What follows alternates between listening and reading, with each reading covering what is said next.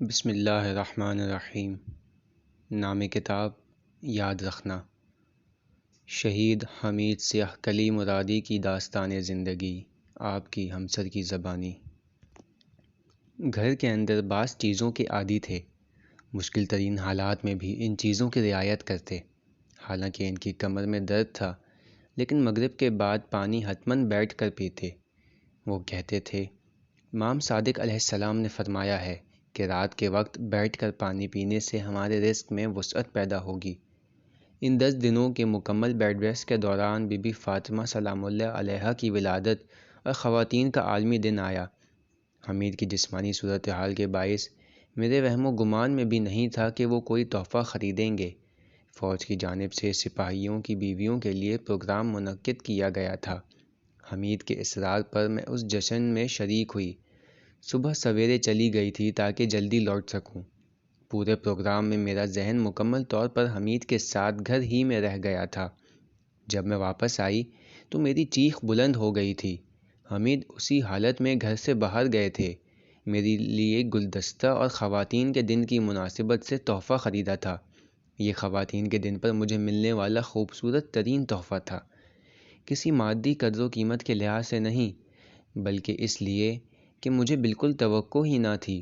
میں سوچ بھی نہیں سکتی تھی کہ حمید اپنی جسمانی حالت اور کمر کے درد کے ساتھ ان سیڑھیوں سے نیچے اتریں گے، بازار کے رش میں جا کر تحفہ خریدیں گے اور مجھے اس طرح سرپرائز دیں گے۔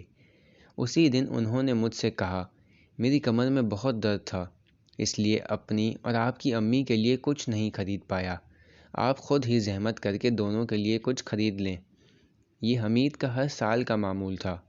بی بی فاطمہ سلام اللہ علیہا کی ولادت کے دن میرے لیے، اپنی امی اور میری امی کے لیے تحفہ خریدتے تھے۔ اپنی والدہ کے حوالے سے بہت حساس تھے۔ ماں کی رضا اور مسکراہٹ ان کے لیے دنیا سے زیادہ قیمتی تھی۔ ان کی ہمیشہ کی عادت تھی کہ جب بھی اپنی والدہ کو دیکھتے تو جھک کر ان کی پیشانی کا بوسہ لیا کرتے تھے۔ ممکن ہی نہ تھا کہ وہ ایسا نہ کریں۔ جن دنوں ڈاکٹر نے انہیں مکمل بیڈ ریسٹ تجویز کیا تھا اور اس دوران ان کی والدہ کا فون آتا اور وہ خیریت پوچھتیں تو حمید کی حالت تبدیل ہو جاتی تھی۔ وہ مکمل طور پر ادب کی رعایت کرتے تھے۔ اگر لیٹے ہوئے ہوتے تو بیٹھ جاتے اور اگر بیٹھے ہوئے ہوتے تو کھڑے ہو جاتے۔ میرے لیے یہ چیزیں عجیب تھیں۔ میں نے کہا، حمید، آپ کی امی تو نہیں دیکھ سکتی کہ آیا آپ لیٹے ہوئے ہیں یا بیٹھے ہوئے؟ جس طرح آپ لیٹے ہوئے حالت میں آرام کر رہے ہیں، اسی حالت میں پھپھو سے بات کر لیں۔ انہوں نے جواب دیا، یہ ٹھیک بات ہے کہ امی نہیں دیکھ سکتی، لیکن خدا تو ہے، خدا تو دیکھ رہا ہے۔ ماہ شعبان میں امام حسین علیہ السلام کی ولادت اور فوجیوں کے دن پر انہوں نے کہا، امام زادہ حسین کی قبر کی طرف چلتے ہیں۔ میں بٹالین کے سپاہیوں کے لیے عطر خریدنا چاہتا ہوں۔ میں وہیں نماز بھی پڑھ لیں گے اور پھر لوٹ آئیں گے۔ امام زادے میں موجود دکان پر پہنچے تو کچھ اقسام کے عطر دیکھے۔ حمید کو 70 عطروں کی ضرورت تھی۔ بالآخر ہم نے ایک قسم کا عطر پسند کیا اور ایک مختلف قسم کا عطر میں نے حمید کے لیے لیا اور کہا، آغا یہ عطر آپ کے لیے، میری طرف سے فوجیوں کے دن پر آپ کے لیے تحفہ، اور پھر اس عطر کو باقی سب سے علیحدہ حمید کی جیب میں ڈال دیا۔ اگلے 2 دن تک وہ اس عطر کو استعمال کرتے رہے جو میں نے ان کے لیے خریدا تھا۔ بہت اچھی خوشبو تھی۔ 2 دن کے بعد میں نے دیکھا کہ عطر موجود نہیں۔ چند بار پوچھا تو وہ ٹال گئے۔ میں نے اندازہ لگایا کہ شاید انہیں عطر کی خوشبو پسند نہیں آئی ہے، لیکن بتانا نہیں چاہتے، کہیں میرا دل نہ دکھے۔ ایک مرتبہ بہت اصرار کے ساتھ سوال پوچھا تو بولے، ایک سپاہی کو عطر کی خوشبو بہت پسند آئی تھی۔ جب مجھے پتہ چلا تو میں نے پورا عطر ہی اسے دے دیا۔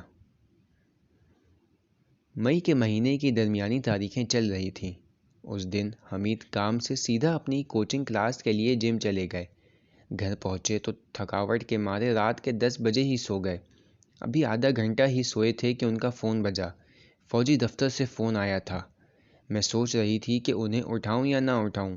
بالآخر سوچا کہ شاید ضروری کام ہوگا، اسی لیے انہیں اٹھا دیا۔ انہوں نے فون کا جواب دیا تو مجھے اندازہ ہو گیا کہ انہیں بلایا ہے۔ حمید کو فوجی بیرک جانا تھا۔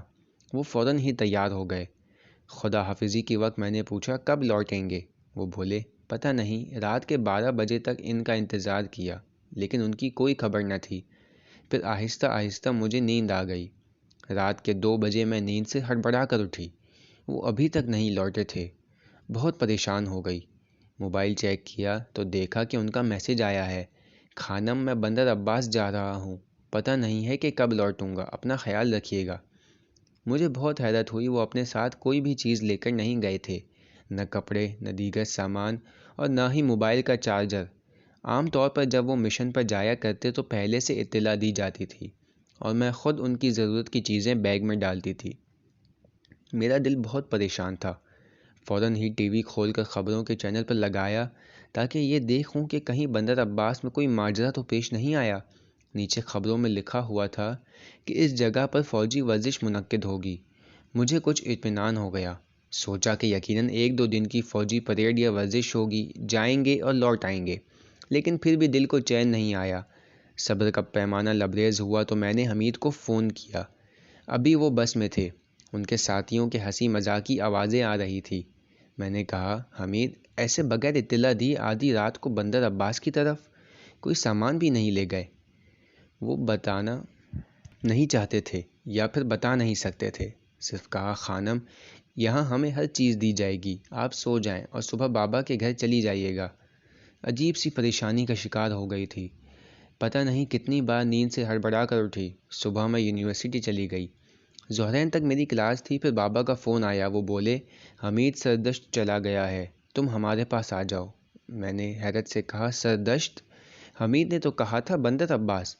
بابا سمجھ گئے کہ حمید مجھے حقیقت بتانا نہیں چاہتے تھے کہ کہیں میں پریشان نہ ہو جاؤں۔ انہوں نے کہا، سردشت گئے ہیں، لیکن کوئی بڑی بات نہیں، جلدی واپس آ جائیں گے۔ میری پریشانی میں مزید اضافہ ہو گیا۔ جب میں گھر پہنچی تو دیکھا کہ امی کی آنکھیں رونے سے سرخ ہو چکی ہیں۔ میرا دل گھبرانے لگا اور مزید خوفزدہ ہو گئی۔ میں نے پوچھا، کیا کوئی بات ہوئی ہے جسے آپ لوگ مجھ سے چھپا رہے ہیں؟ بابا نے کہا، نہیں بیٹی، پریشان نہ ہو، انشاءاللہ خیر ہے۔ کچھ دنوں پر محیط مشن ہے، خدا کے فضل سے صحیح اور سالم لوٹ آئیں گے۔ امی نے میری خراب حالت کو تبدیل کرنے کے لیے بازار جانے کا مشورہ دیا۔ خریداری کے دوران میری توجہ مکمل طور پر حمید کی جانب تھی۔ سمجھ ہی نہیں آیا کہ کیا خریدا اور کہاں گئے۔ امی کے ساتھ بس گھوم رہی تھی کہ بابا کا فون آ گیا۔ وہ بولے، بیٹی مٹھائی کھلاؤ، حمید واپس آ گیا ہے، جلدی سے گھر آ جاؤ۔ سامان خریدے بغیر ہی ہم گاڑی میں بیٹھے اور گھر کی طرف لوٹ آئے۔ جب حمید کو دیکھا تو سکون کا سانس لیا۔ وہ اداسی کے عالم میں صوفے پر بیٹھے تھے۔ میں نے بھی مذاق میں کہا، کہتے ہیں بندر عباس اور پھر سردشت سے آتے ہیں، اور وہ بھی ایک ہی دن میں لوٹ آئے۔ کچھ پتہ بھی ہے آپ کیا کر رہے ہیں آگا؟ بابا ہنستے ہوئے بولے، ان دونوں میں سے کوئی بھی جگہ نہیں تھی، نہ بندر عباس اور نہ ہی سردشت۔ یہ لوگ سامرا جا رہے تھے کہ فی الحال ان کی پرواز ملتوی ہو گئی ہے۔ یہ عام سی بات ہے، پروازوں کو چند بار آگے پیچھے کیا جاتا ہے، اس لیے کہ دشمن کو پرواز کا پتہ نہ چل جائے اور کہیں وہ حملہ نہ کر دے۔ میرے لیے اس خبر کا سننا سخت تھا۔ میں بہت اداس ہو گئی تھی۔ میں نے کہا، حمید، میں نے آپ کے کسی بھی مشن پر جانے کے حوالے سے مخالفت نہیں کی ہے۔ کیا میرے علم میں نہیں ہونا چاہیے کہ آپ پرائے ملک جا رہے ہیں؟ میں منتظر تھی کہ 2 دن میں فوجی مشقیں ختم ہوں گی تو آپ لوٹ آئیں گے۔ ایسے موقع پر مجھے نہیں پتہ ہونا چاہیے کہ آپ سامرا جا رہے ہیں، اور ممکن ہے کہ 1-2 مہینے کے لیے نہ ہوں۔ حمید پرواز کے کینسل ہو جانے کے باعث اتنے افسردہ تھے کہ بالکل بات ہی نہیں کر رہے تھے، لیکن میں دل سے خوش تھی۔ بائک پر بھی انہوں نے کوئی بات نہ کی۔ کچھ دنوں تک ان کی حالت اچھی نہ تھی۔ وہ ملک کے اندر بہت سے مشنز پر جاتے تھے۔ 1 دن سے لے کر 10-15 دنوں پر مشتمل مشن ہوتے تھے۔ ان میں سے اکثر کے بارے میں حمید کے والدین کو نہیں بتاتے تھے تاکہ وہ پریشان نہ ہوں، لیکن یہ پہلی مرتبہ تھا کہ ملک سے باہر کسی مشن پر جانے کی بات اتنی سنجیدگی سے طے پائی تھی۔ عراق خود حمید کا انتخاب تھا۔ ان سے کہا گیا تھا کہ جانے کے حوالے سے وہ خود مختار ہیں، کوئی زور زبردستی نہیں ہے، یہاں تک کہ وہ شام یا عراق میں سے خود انتخاب کر سکتے ہیں۔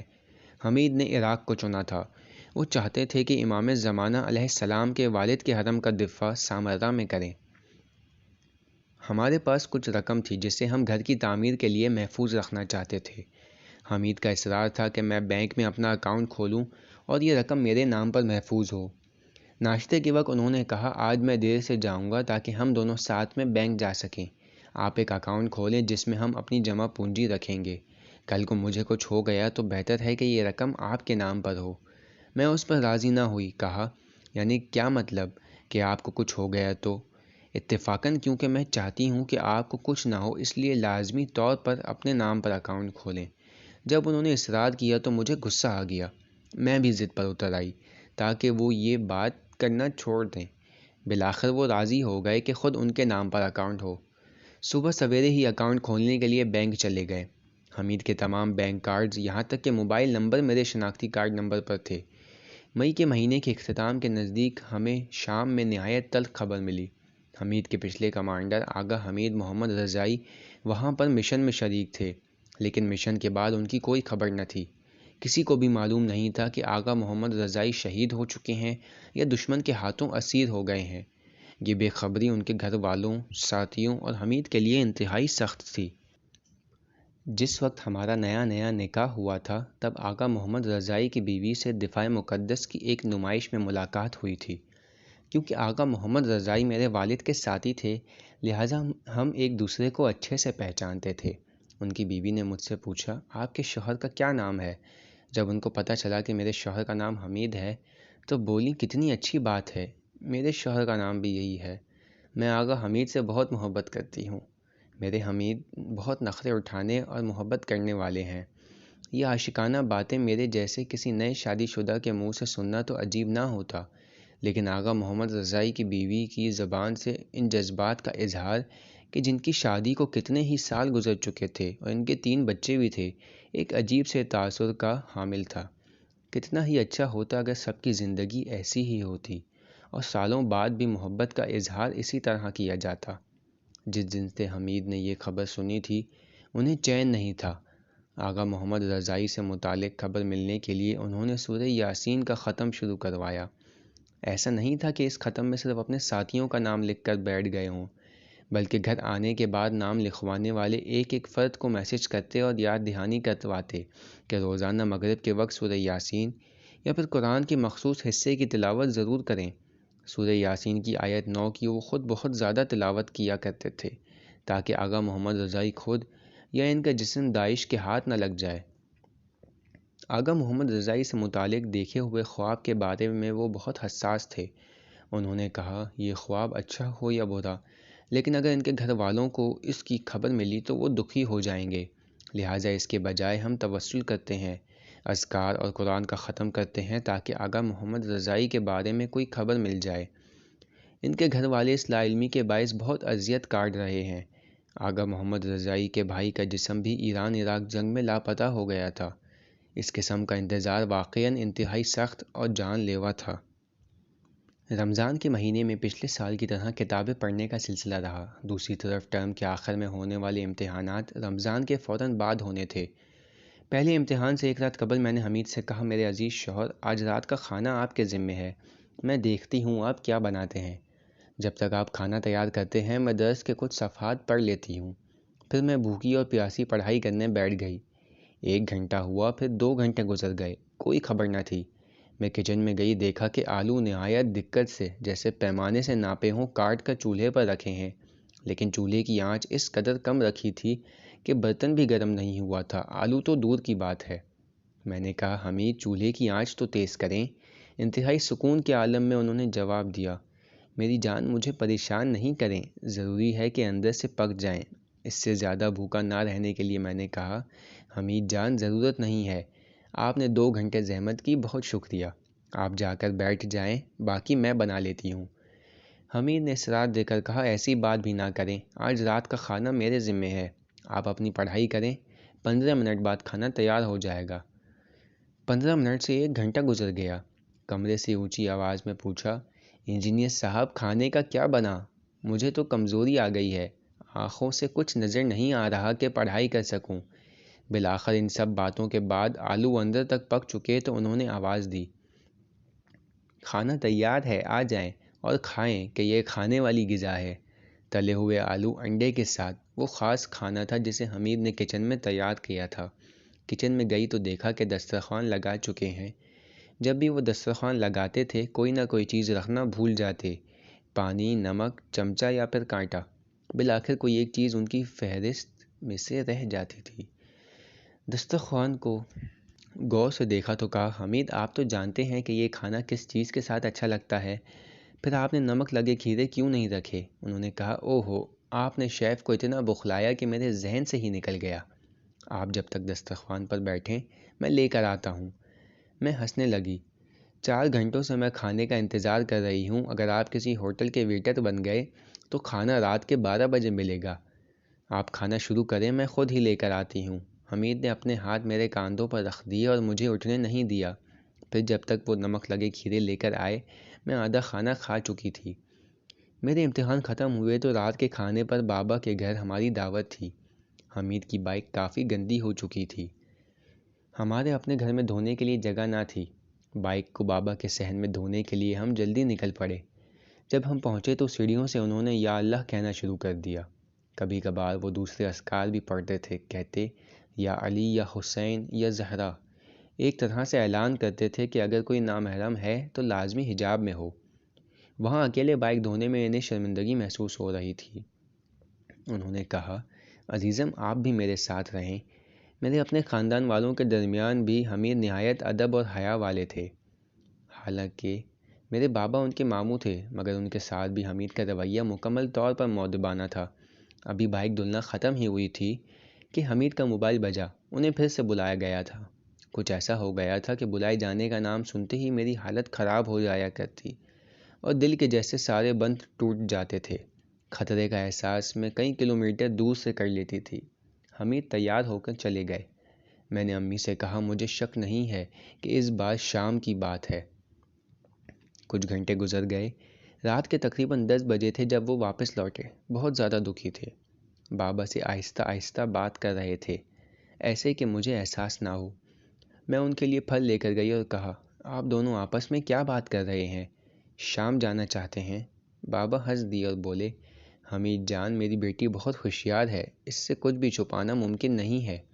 حمید نے بابا کی تائید کی اور مجھ سے کہا، ہاں ٹھیک اندازہ لگایا ہے آپ نے، شام جانے کی بات ہے۔ میرے سارے دوست جانا چاہتے ہیں لیکن میرا نام قرعے میں نہیں نکلا ہے۔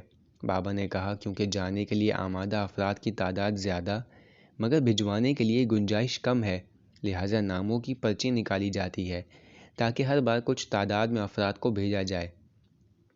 حمید بابا سے بات کر رہے تھے تاکہ وہ ان کے جانے کے لیے کوئی راستہ نکالیں۔ کہہ رہے تھے، اب ٹھہرنے کا موقع نہیں ہے، اگر رہ گیا تو ساری زندگی بی بی زہرا سلام اللہ علیہا کے سامنے شرمندہ رہوں گا۔ وہ اپنے نہ جانے سے اس قدر دکھی تھے کہ ان کے قریب جانا بھی مشکل تھا۔ ایسے موقعوں پر میں ترجیح دیا کرتی تھی کہ ان کی تنہائی اور خلوت میں انہیں پریشان نہ کروں۔ ٹیلی ویژن دیکھ رہی تھی کہ کچن سے ماما کی آواز آئی۔ انہوں نے گرم گرم تیل اپنے ہاتھوں پر گرا لیا تھا۔ میں کچھ دیر میں کھڑی ہوئی اور پھر کچن میں گئی۔ کچھ خاص نہیں ہوا تھا۔